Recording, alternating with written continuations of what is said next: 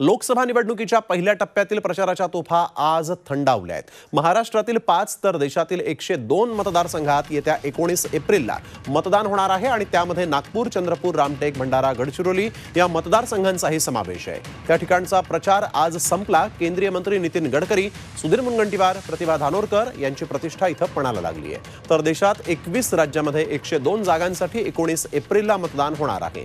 प्रचाराच्या शेवटच्या दिवशी सर्वच राजकीय पक्षांनी जोमानं प्रचार केला।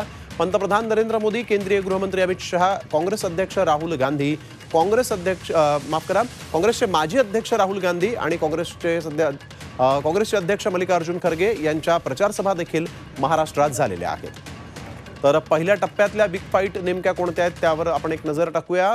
भाजपकडून नागपूरमध्ये नितीन गडकरी आणि काँग्रेसकडून विकास ठाकरे हे निवडणुकीच्या रिंगणात आहेत।